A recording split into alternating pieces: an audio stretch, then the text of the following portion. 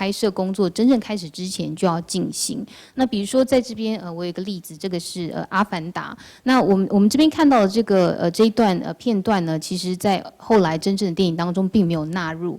那它其实是算是一个测试的这样的影片。那之所以会做这样的测试，第一个就是要表示说我们已经这个技术已经成熟，可以用在这种大规模的制作。那第二点呢，则是你可以透过这个影片，然后把它给投资人看，那借此呢，我们可以募得我们所需要的资金。So this is an example that was done during the Avatar pre-production, and it will illustrate you how this process is done even before starting to film. So if we can lower the lights a little bit, then I can play the video. 好，那这个就是我们在前置工作的时候做的。那可不可以先把灯光调暗一下？我们来看一下这个影片。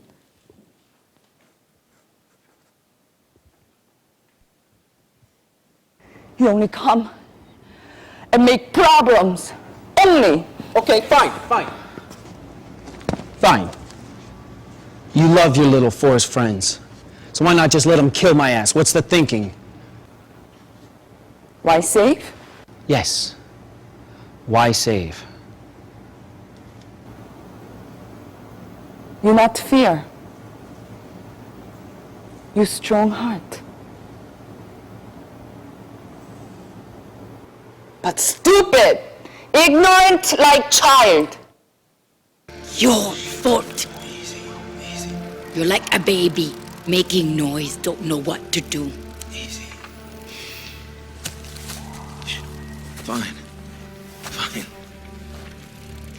If you love your little forest friends, why not let them just kill my ass?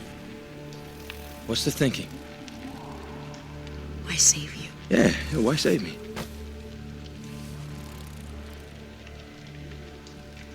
You have a strong heart. No fear.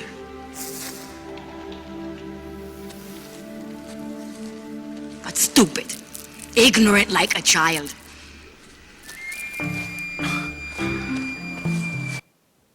So you see what they have done. The final result that you've seen in the movie was quite different from the original test that they did. But you can see that the motion capture technology has changed slightly. Also, the script has changed slightly to make it more appealing. And the look of the jungle in the final movie was much more saturated colors. So a lot of things have changed, but the test that they've done at the beginning was helpful to narrow down the problems that could have come up during the production and to help the crew to understand better on how to work. 好，所以各位在这边可以看到，最后拍摄出来的电影跟我们的这个测试的影片是稍微有一点不一样的，因为这个动作截取的技术要有一些转变，然后脚本的部分呢也是有一些变化，让这个故事能够更加的吸引人。那各位也可以看到说，在这个最后完成电影当中，我们看到这丛林它的颜色也是比较饱满的。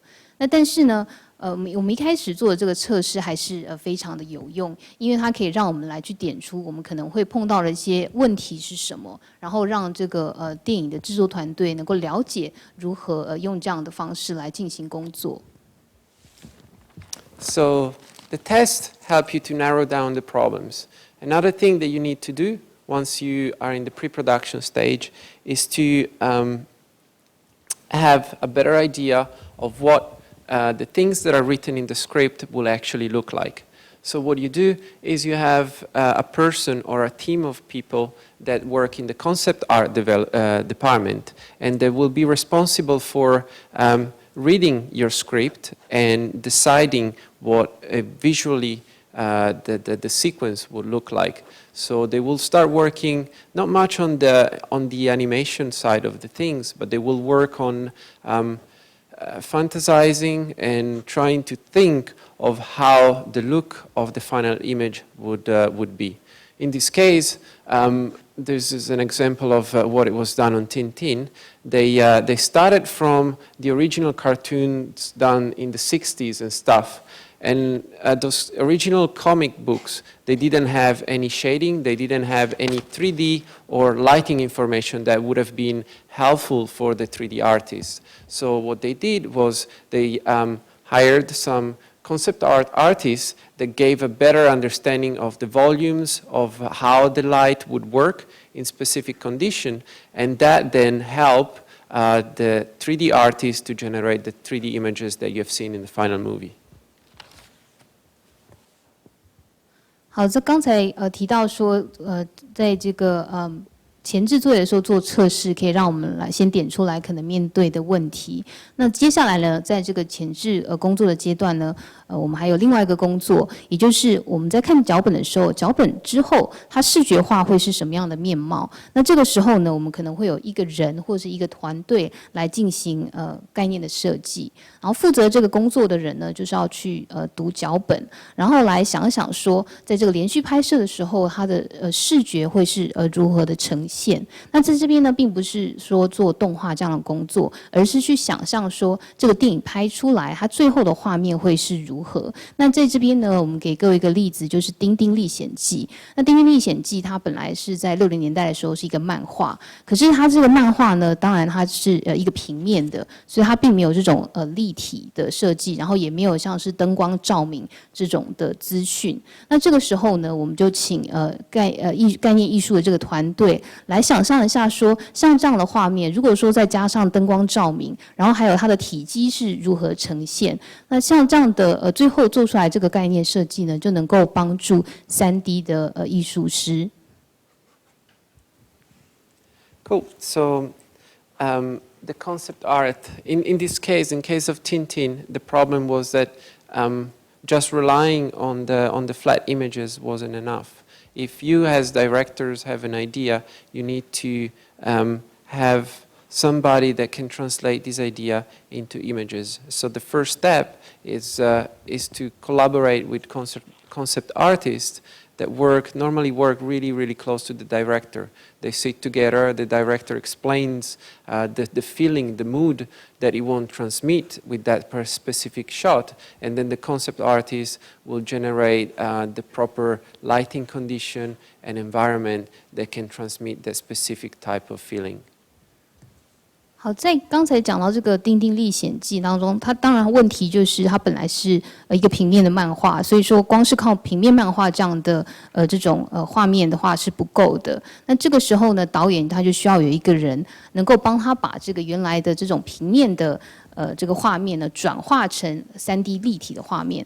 那这个时候导演会跟概念艺术家非常密切的合作，导演会跟这个艺术家沟通，比如说谈一谈自己觉得这个镜头它应该要有一个什么样的感觉。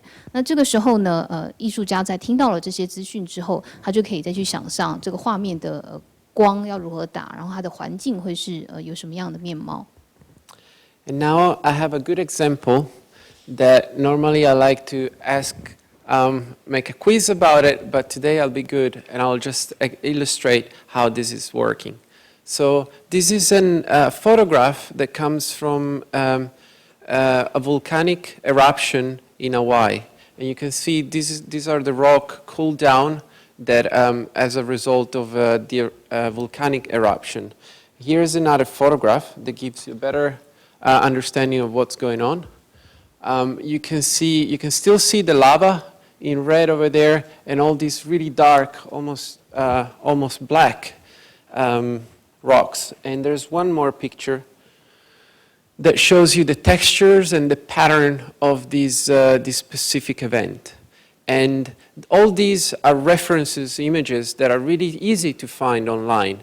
And it's helpful if you as director have an idea and say, hey, you know what, I think my creature should transmit the feeling of being very hard and strong creature. I want it to be scary and want to give the idea that this creature can destroy the world.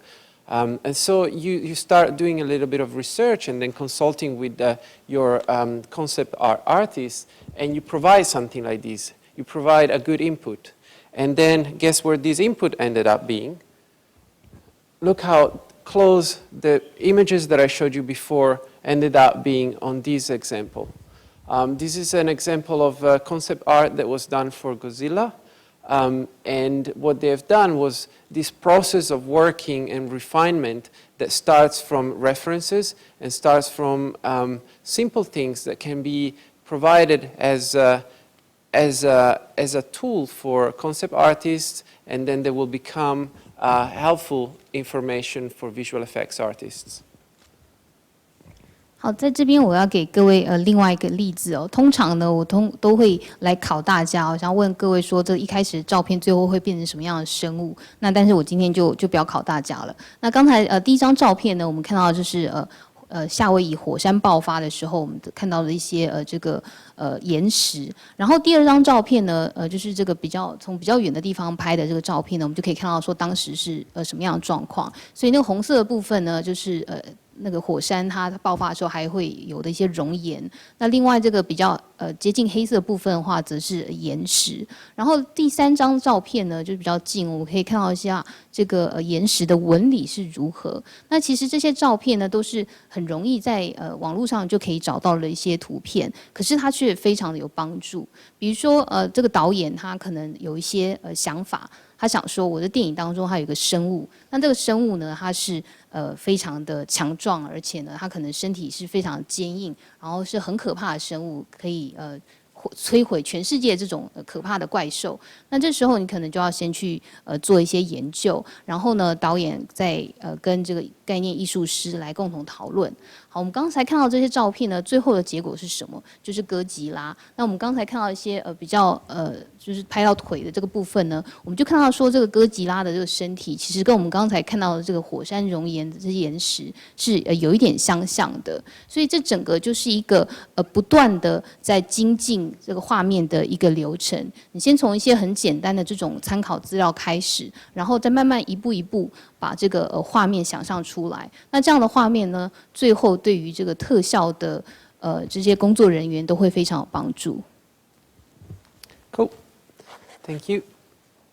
So I'm gonna skip over this one because I want to talk about the previous. And I think this is something very important for you at this moment, because if the concept art is what gives the artist a good understanding of the light, the color palette, and all those visual subtleties, the previs is the other very important tool that visual effects artists can rely upon to, almost as if it was a Bible. The previs, basically, you can see here, this is the final result that we've done for X-Men, and above you can see the previs. The previs is almost like a video game quality representation of what will happen in the movie. And it's so important because it's giving a good understanding of where the digital creators will be ending up in the layout of the shot, and it gives you understanding of how the cameras will move. 好，那刚才前面有个部分我们就先跳过，因为我想跟各位讲这个 previous 动态脚本的部分。那刚才讲到这个概念艺术呢，它其实是能够帮助我们了解像是灯光照明或者是色调跟视觉的这种细腻度的部分。那 previous 的话，则是对于这个特效的团队特别有用，它是一个特效团队可以仰赖的工具，几乎就是特效团队所使用的圣经这样的地位。那在这边呢，我们有上下两个画面，下面呢是 X 战警。后来电影拍出来的这个实际的画面，上面呢则是我们动态脚本。那各位可以看到说，上面这个动态脚本，其实它的这个画面的品质是比较像是电玩这样的品质，但是呢，它可以让我们了解说，这些数位的各个元素是可以怎么样组合，然后还有这个摄影机是如何运镜。So the previs not only gives a better understanding to the director of how he wants to move the cameras and place the object in a virtual environment, but also it's useful for the actors to know where the digital creature will be ending up if they have to interact with it. So, for example, a bad example in Star Wars, one of the Star Wars, there's these creatures that you can see they are talking to actors. And sometimes the actors are looking here and the creature is up here. And that kind of ruins the moment of that specific sequence, because if the live actor doesn't know or doesn't see the virtual characters, it will be difficult to interact with him. So having a previs helps on many things, and this is one of them.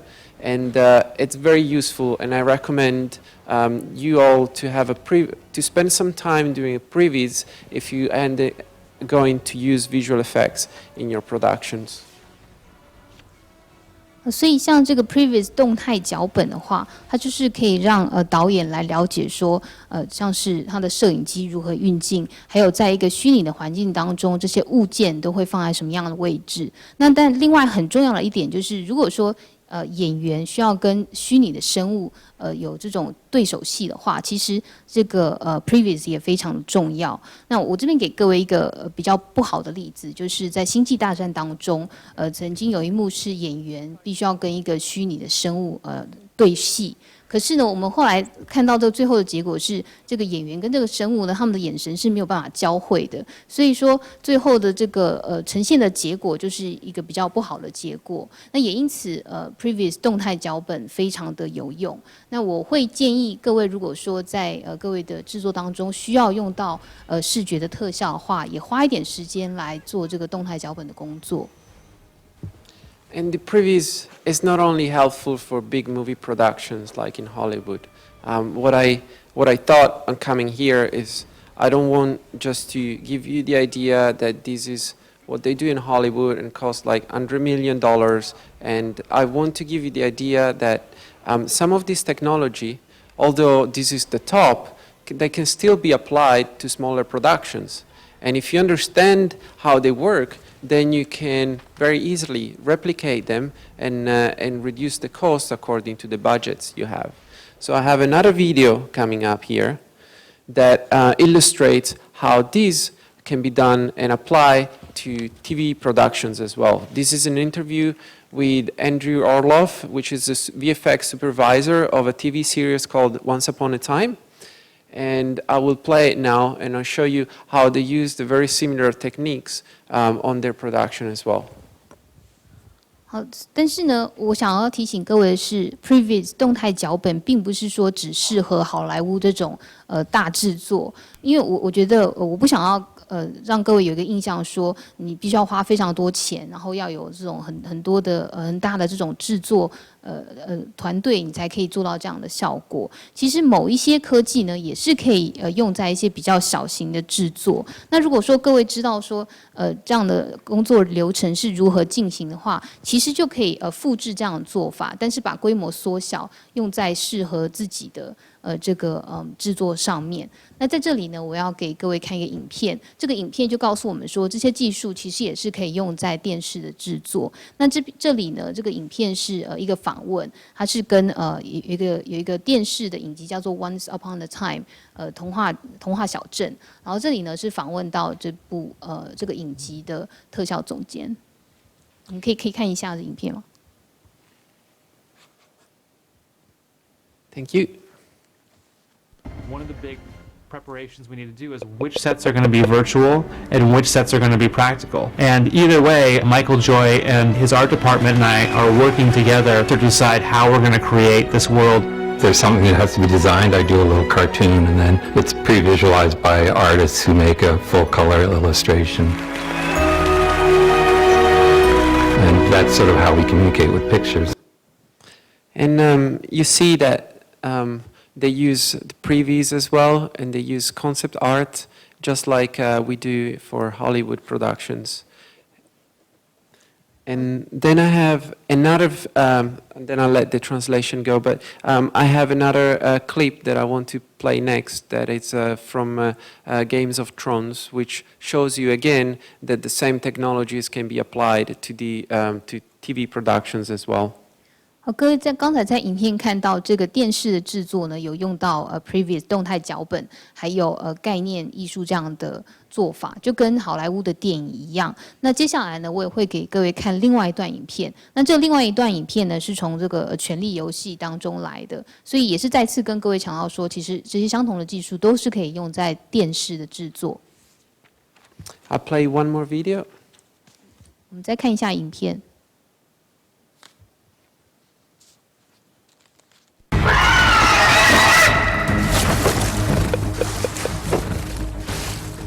Shooting Danny on the ship was really exciting. It was a huge animated world. We had a beautiful ship that Gemma Jackson built for us, and then everything else was up to our visual effects team. For Danny's boat sequence with the dragons, we sit down and say, okay, what does everybody want for this sequence? Then we go to previs and we start lining up all of our cameras on the actual boat that we have modeled in the computer to match our set. And then using digital cameras that match our real cameras, sets that match our real sets, we block out all of the action for the whole scene. Where the dragons need to fly, how the actors need to react relative to the dragons, what the camera angles and lenses should be. And then from there we go on set. We mock up everything we did in the computer on set on the actual day with the actors, with the full crew. And then we take all of that, go into post, take our plates, and then match what we planned in the first place with previs. The dragons now are the size of swans, so they're huge. We get to watch them frolicking, get to watch them fishing.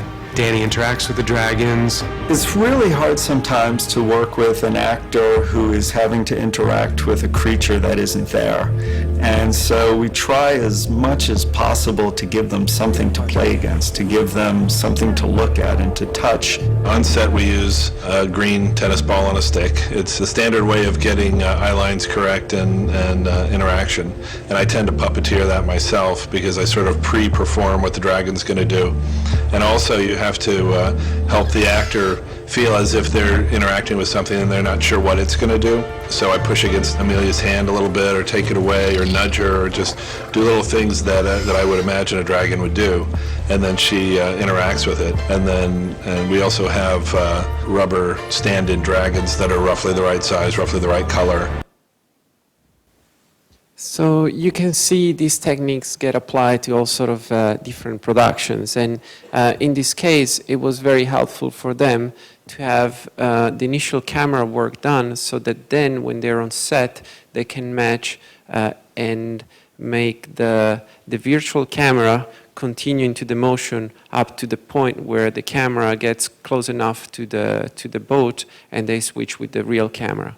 So there's a transition there between the virtual camera that flies over the water, and that's all CG, and then the work with the real camera, and the transition is seamless.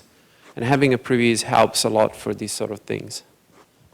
好，所以这边再次跟各位谈到说，这同样的科技是可以用在电视这样的制作。那我想这种做法呢，其实对当时的这个制作团队来讲非常的有用，因为他们先就是在运镜方面有先做一次的这种安排，所以之后呢，他就可以把这个虚拟摄影机跟这个实拍的这种画面再结合在一起。那比如说我们刚才看到那个就是这个龙飞过水上的这个部分呢，这边都是CG， 就是电脑动画的部分，他们是这是用虚拟摄影机来拍的。但是之后呢，它又转到了这个真正的摄影机实拍的部分。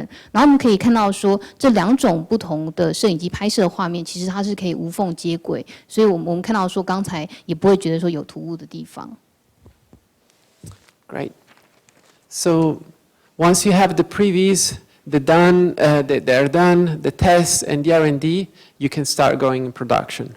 And this entire section here that I'm going to be discussing is, it groups together a bunch of technologies from the green screen to the motion capture to the virtual set, which are all very different from one another. But if you think about it, the thing that is in common to all this technology is that it's a way for visual effects people to capture a portion of the reality, so that then they can put all this information in the computer and do some renders that are more physically accurate, and they match better with the live plates. So all these technologies up here are have the thing in common that is a way of capturing either motion or light or movements or other aspects of your real set work, which will help the 3D artist doing the post-production. And this, if this is done well, it can speed up the post-production time and make the results of your visual effects look much better.